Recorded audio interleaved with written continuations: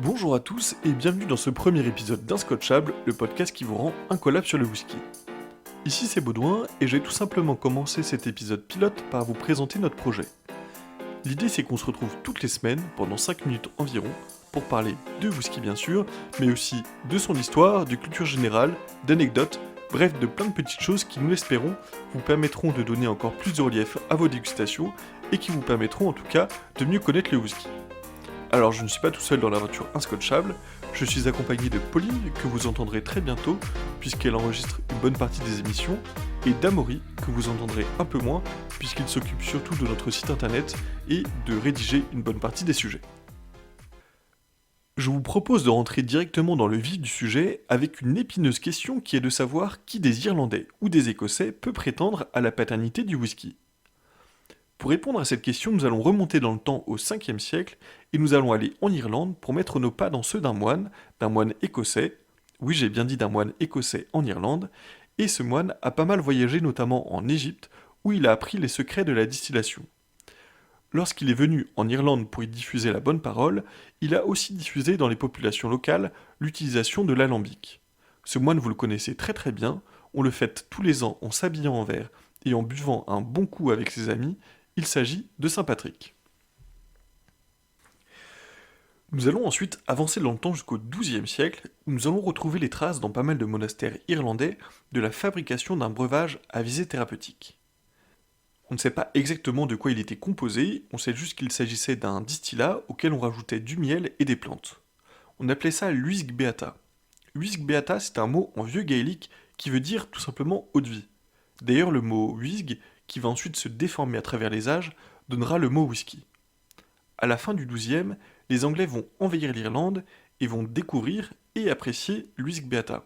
Ils vont tellement l'apprécier qu'ils vont repartir ensuite dans leur bagage avec des alambics et qu'ils diffuseront dans toutes les îles britanniques la pratique de la distillation. C'est toujours en Irlande qu'on trouve la trace la plus ancienne d'un coma éthylique.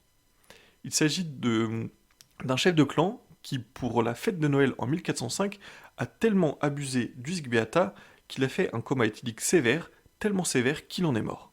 Alors, vous allez me dire, depuis le début on ne parle que de l'Irlande, et donc il est bien établi que ce sont les Irlandais qui ont la paternité du whisky. C'est un peu plus compliqué que ça. Sur le dernier kilomètre, les Écossais vont damer le pion aux Irlandais. Pour bien comprendre, on va d'abord se mettre d'accord sur la définition du whisky.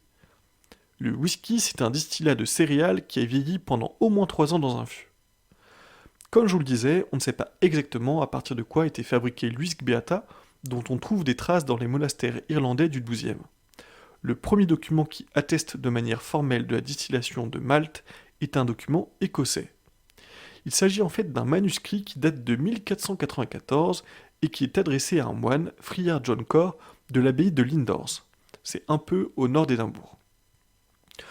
Ce document parle de la livraison de 8 balls de pur malt. 8 balls, ça correspond à 1200 kg, et ce malt a été utilisé pour la fabrication d'huisg beata. Ce sont bien les Écossais qui peuvent fournir la preuve la plus ancienne de fabrication de whisky sur leur sol. Est-ce que le sujet est clos ? Je vous avoue que j'espère que non, et je me plais à imaginer un vieil érudit qui continuerait à fouiller frénétiquement les archives des vieux monastères irlandais dans l'espoir d'y trouver un document plus ancien que celui de Friar John Core et qui prouverait que ce sont bien les Irlandais qui ont commencé en premier à fabriquer du whisky. Voilà, c'est déjà fini, j'espère que ça vous a plu, j'espère que vous avez appris des choses. Avant qu'on se quitte, je voulais savoir si vous connaissiez le mot drame, D-R-A-M. Un drame, c'est l'unité de volume de consommation du whisky. Personne n'est d'accord sur son volume exact, mais on pense qu'il se situerait autour de 43 ml. Donc la prochaine fois que vous commanderez un whisky dans un bar, vous pourrez commander un drame de whisky.